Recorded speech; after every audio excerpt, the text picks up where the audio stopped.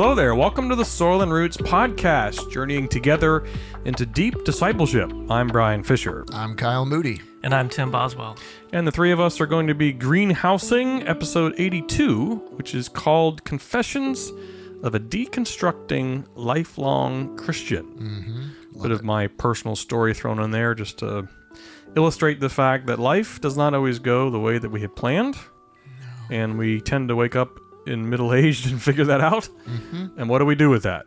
And we're talking about characteristics of a deep disciple, and this is basically another show talking about the fact that we release control. How do we learn as deep disciples to release control, to stop trying to figure everything out and to stop trying to control circumstances and instead become like Eustace Scrubb from last episode, who simply, when the time came, laid down and allowed himself to be descaled. Mm-hmm. So we're talking about this word deconstruction, which is a loaded word. As best as I can tell, it's only been popular in Christian circles for the last 10 years, maybe. And it's picked up in steam. It's one of those words, though, that has been assigned to so many things. Mm-hmm. We have to define it. So I tried to do that in the last episode. Some people, when you say deconstruction, automatically think you mean somebody's left the faith. Mm-hmm. Many people don't know or don't care what the word means. And in some cases, it just means that you've left, a tradition or a scriptural interpretation, or perhaps you're having concerns about things that used to be sort of sacred. And in my case, I'm wrestling with some things about the institution of the modern church. So let's start here. Was the word familiar to you? And if it was, what did it mean prior to engaging in episode 82? When I heard the word deconstruction, it was always very negative, and it usually was very extreme. Like like you've walked away from the faith, or you've done something you've just swung to one end of the spectrum. I was talking to a friend of mine, a retired pastor, who is involved in spiritual formation and very knowledgeable about the book, The Critical Journey, which we've talked here. And he suggested that when we get to stage 4 and the wall, it always involves some semblance of deconstructing. Mm-hmm. Something gets changed, something gets torn down in order to be built up again, and to prepare us into the latter stages of the journey, which are very outward focused and are very loving and selfless and trusting phases. But there is an element to the wall and the journey inward that something's going to get torn down in order to get built back up again. Right. Do you guys see that? I mean, do you think, Tim, that word deconstruction, do you feel it as more of a finality, sort of there is no redemption from that? Or do you think a lot of people are more of, well, you're, like Brian was just saying, you're tearing something down in order to build something better up? I think it really depends on the way that you approach it. I'm more familiar with the term coming from a literary studies background, from the way that the French semiologist and philosopher Jacques Derrida used it in early coining deconstruction. Good heavens. I'm not going to dive into it, but the important thing to think about is that it's used not so much for how an individual might be questioning their own reality, but more understanding that the idea systems and institutional structures that we depend upon are always already in a process of dismantling themselves when you look at the idea systems that they are based upon. So deconstruction can be a very positive thing in the sense that it gives you a clearer view of the reality of the ways that we do make meaning of ourselves or the world or of the things that we rely upon. But it can also be something that wrecks you if you let it. So I wanted to ask if we follow the idea that stage 4 in the wall necessarily involves a breaking down, a dismantling of something that has been built up in our lives and needs to come down. That would seem to assert that for all of us, some kind of negative baggage, negative construction is created at some point in our lives. Maybe for many, it's after many years of being a Christian. And that kind of begs the question, is it just that because we are all human and we all have these desires and goals and ways that we think life will go, that by some point in our life, they don't go that way. And so we need to reconsider how we look at our need to cling to control and have everything the way that we want it. Or is there something fundamentally flawed with the ways that we are being taught and discipled and carried through the Christian journey that are worth examining, that we are all constructing meaning out of, that perhaps needs to be questioned? You know, the book we've talked about several times, and it's one way to look at the journey of discipleship. And there are lots of ways of looking at it. It's theory. And so, you know, I'm always a little bit hesitant to take this so far to make it rigid. It isn't rigid. I find the 6 stages really helpful because I think they make intuitive sense.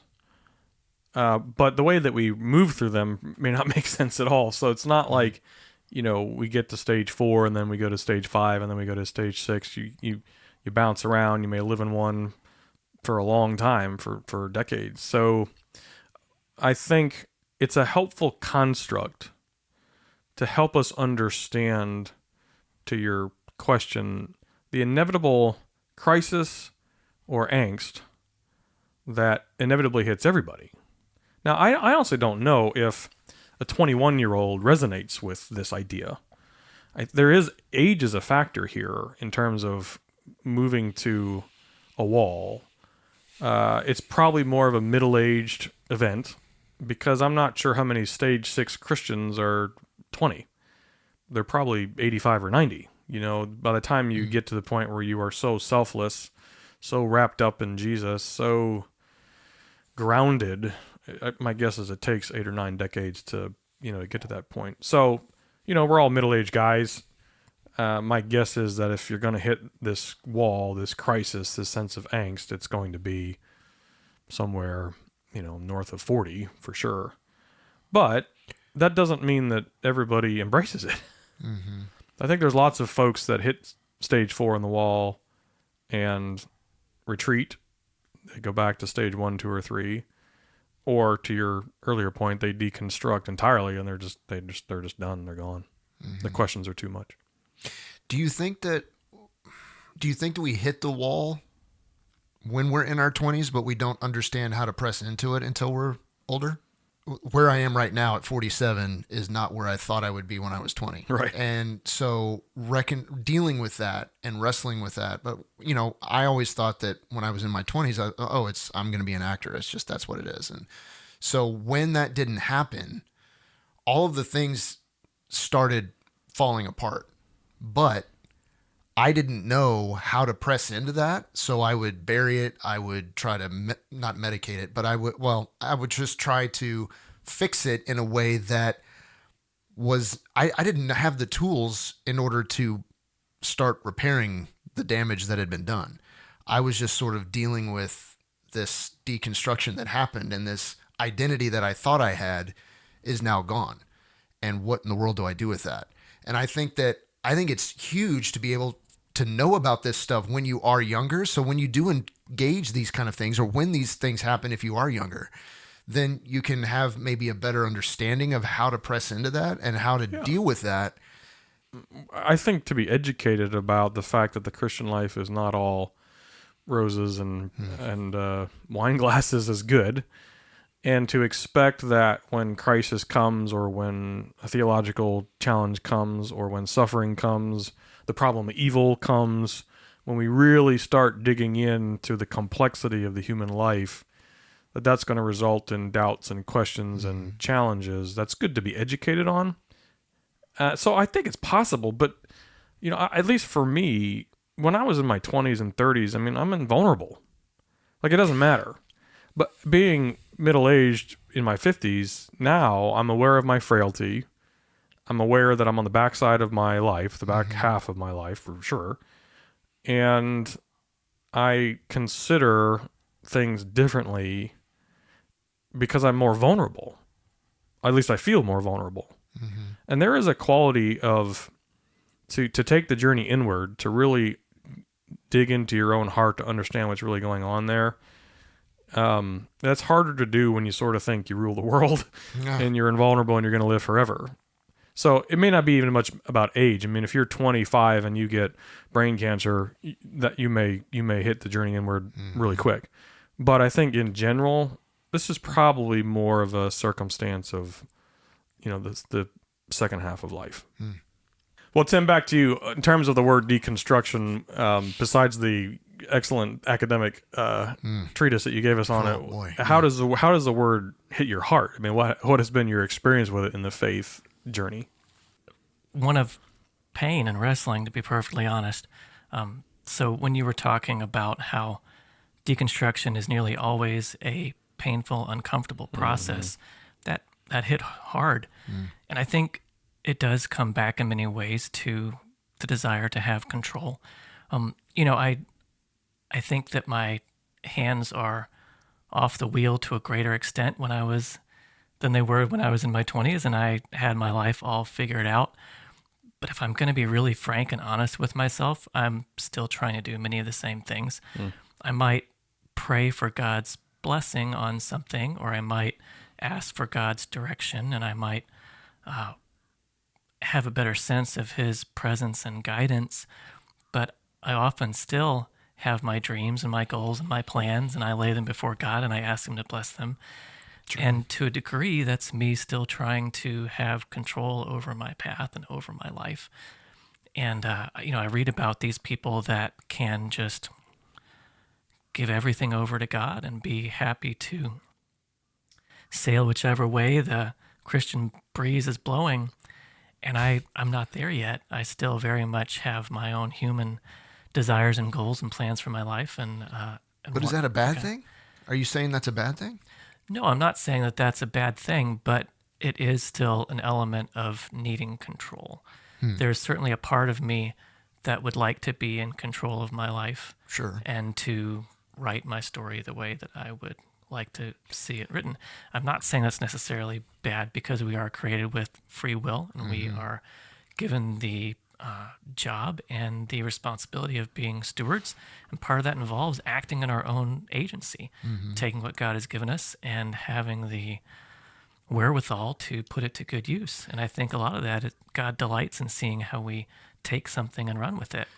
But it needs to be in a healthy way, not in a, I've got to cling to this and control it and have it my way. Right. There's the rub, right? Like Right. how do you express that free will and that desire and to cultivate those things that God has put in you, and at the same time going, okay, God, well, if you take this away or if you alter this, then I'm cool with that.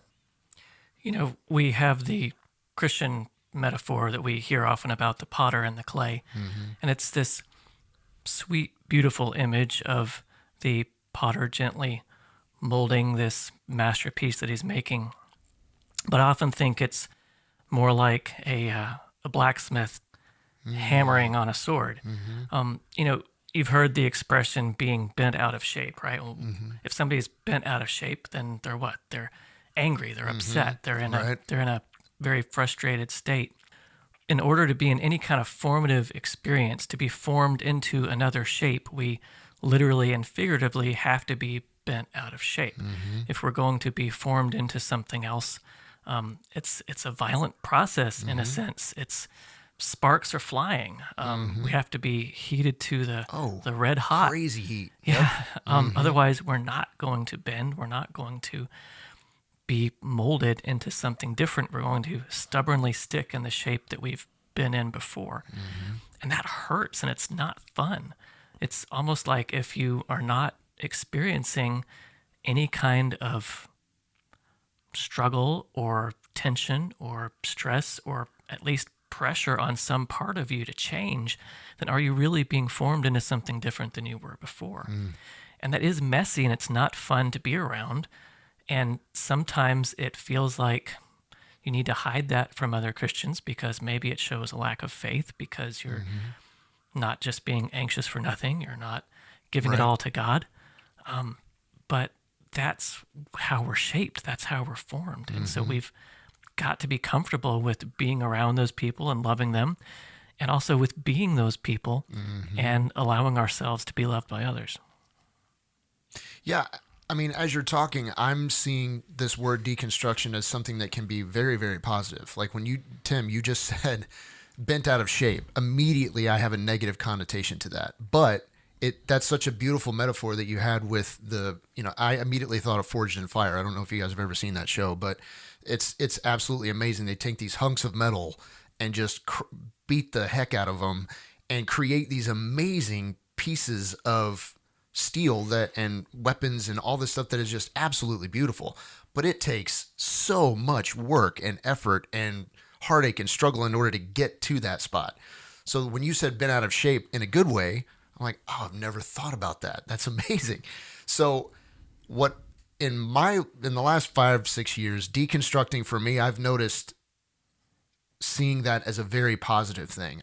There have been things that have been broken down, things that have been taken away, taken apart.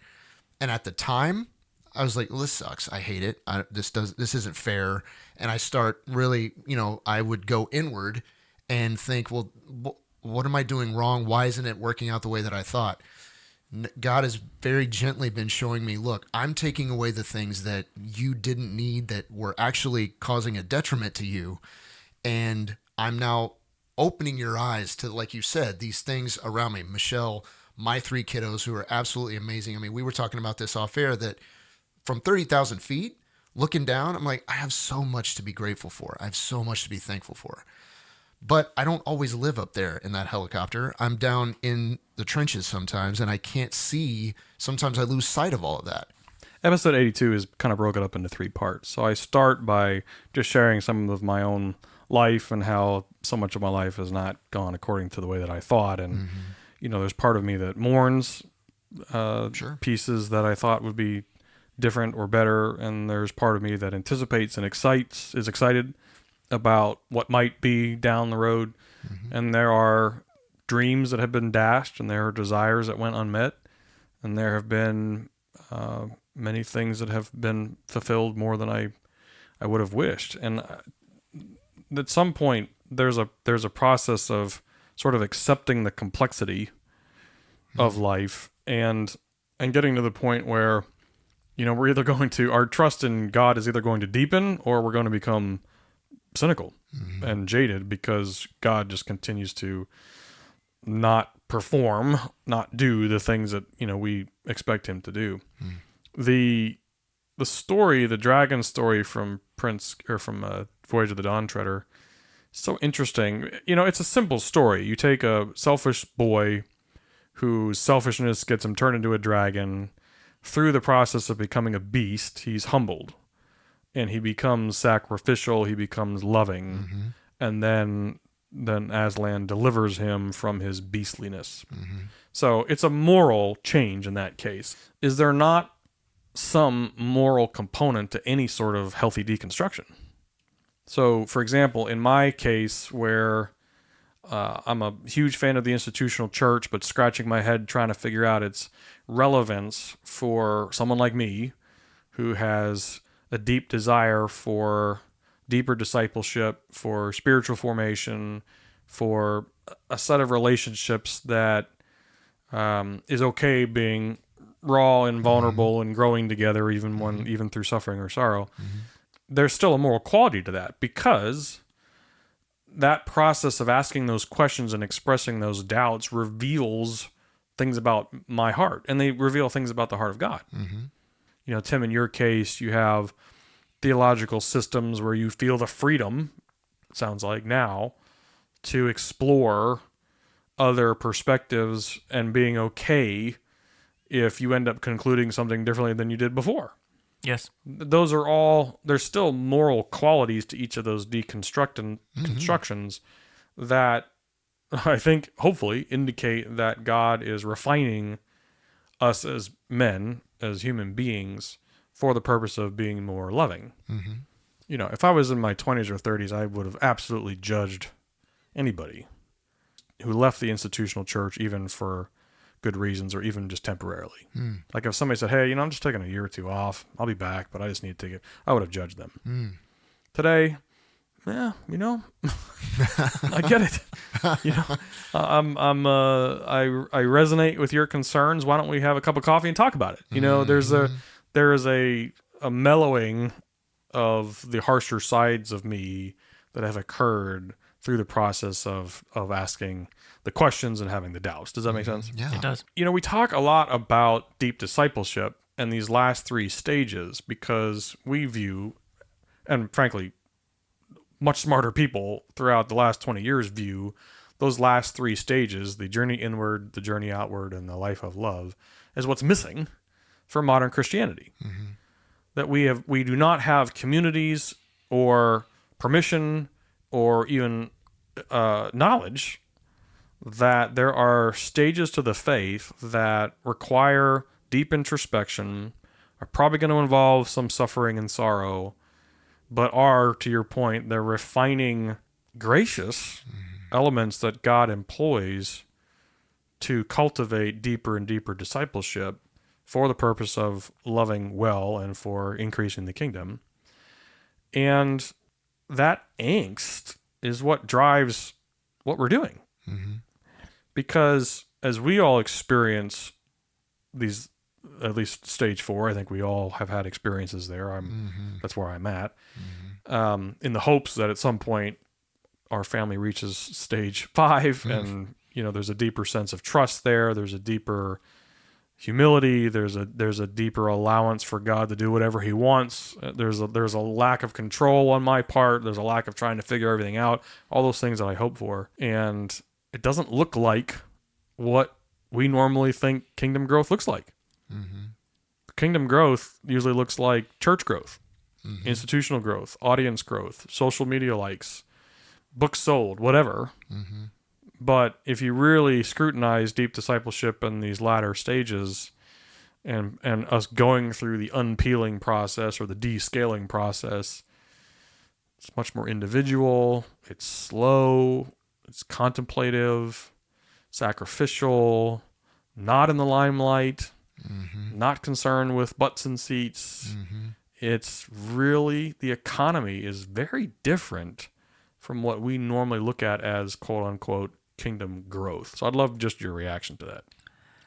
Well, I think you really hit on a key point there with healthy deconstruction is what you mentioned. You know, we might do well to say, what does that mean to be approaching it in a healthy way? Do you have and can you maintain a solid footing beneath you even as you are grasping at these new thoughts and ideas and realities? And do you have still the solid rock to stand upon? And I think there's a difference between those who are still securely resting in the knowledge that the basic fundamentals of their faith and their trust in God cannot be shaken and will not be washed away by the storm, and those who are throwing everything to the wind because they have been buffeted by the storm and now feel they have nothing secure to stand on. I think the three of us have an advantage in that we have been pressing into the wall from a position of relative stability. I know we've been going through a lot, each of us in different ways, but I think for us, perhaps it's a different scenario from, like you say, somebody who might be 25 and they suddenly find out they have 6 weeks to live from brain cancer. They might not have had the time or the distance with Christ to develop that kind of relationship where they have that solid foundation.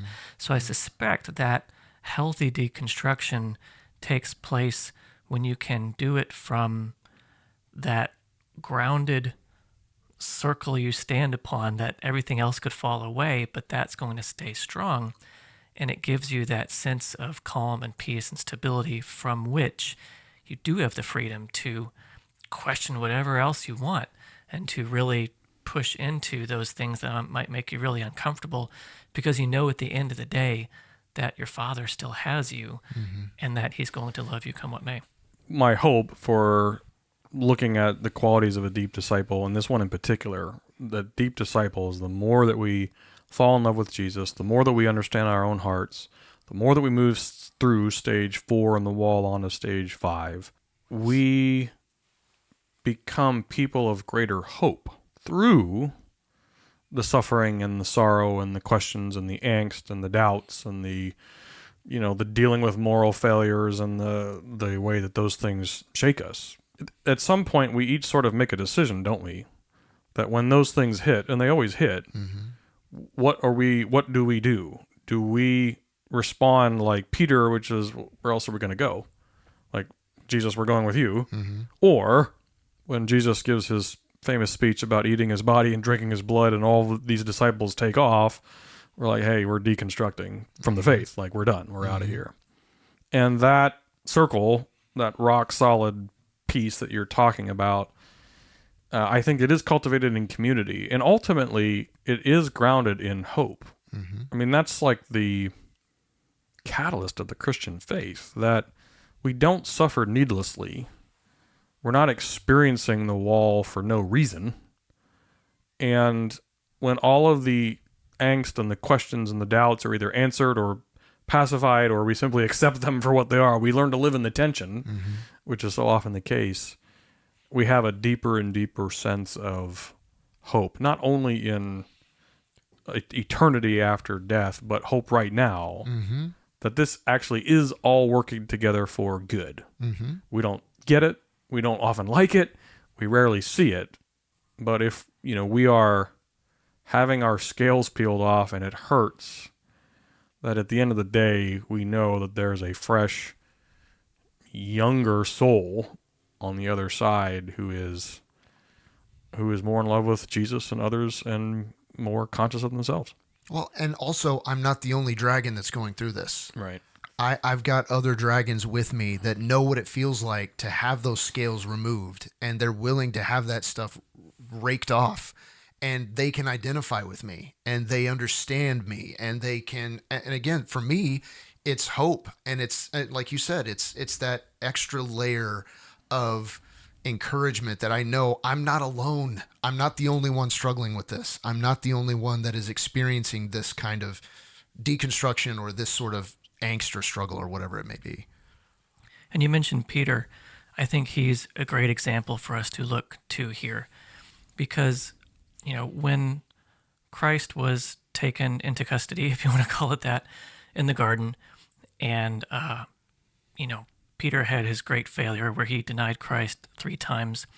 It's easy to look at that and say he's acting out of fear, but I think there was more to it than that. This is the same guy who stepped out of a boat onto the tossing waves.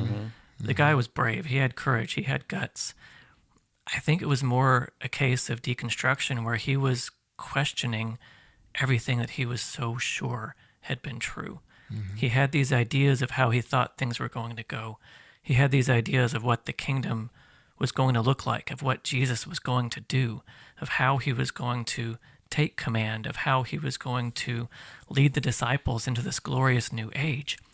And here he's been taken before Pilate, and he's being whipped, and he's being prepared for crucifixion. And Peter says, I don't know him. And I think in those moments, he's also saying, I don't know myself. I don't know what to think anymore. I don't know what to believe anymore. Who am I? What is even happening here? And so we can look to Jesus, as always, for our model for what needs to happen next. So Christ dies, resurrects, and reappears to his disciples. And where do we find Peter? He's in community. He's with the others around him who are mourning, who are deconstructing, who are grieving the loss and the death of what they believe to be true. And then after that, we have that beautiful scene. I picture Peter just falling down, sobbing at the feet of his master. And Jesus having that conversation where he asks him again and again, do you love me? Feed my sheep. And he's gently drawing Peter back into purpose and connection and identity and a restored relationship, stronger, more powerful than it ever was before, because he's pushed through to the other side and he has said, yes, this is true. You are the Lord my God, and I will serve you. And then you get Acts 2. Absolutely right. One of the greatest sermons ever delivered. Well, great episode, guys. There's a Latin phrase that I use all the time when I'm signing off on emails, and I'm probably pronouncing it wrong, but it's duc in altum. And it means put out into the deep. And that's what Jesus says to Peter. And that's sort of the underlying motto of what we're talking about here, which is take that step into uncharted waters And sometimes that is a deconstructive process, with the understanding that with Aslan in control and by our side, there ultimately is a deeper reality of hope on the other side of that. That's right. As much as none of us want to be in stage 4 in the wall, that's the end result. And we're going to continue this series with a few more characteristics of a deep disciple. I hope you're enjoying it. But we spent 4 episodes on just this aspect of releasing control, because I think it's one of the hardest things for modern Christians to do. Especially if we're prosperous in the society in which we live, to give up our dragon scales and allow Aslan to peel us back, even on some things which we hold really dear, even some Christian things, quote unquote, which we hold really dear, is such an essential part of our growth. So thanks for exploring with me today, guys. Appreciate it. Glad to be here. Yeah. For more information, you can check out soilandroots.org. That's soilandroots.org. We'd love for you to sign up for our email list so we can stay in touch with you. And as always, you can email us at fish@soilandroots.org. And we'll see you next time.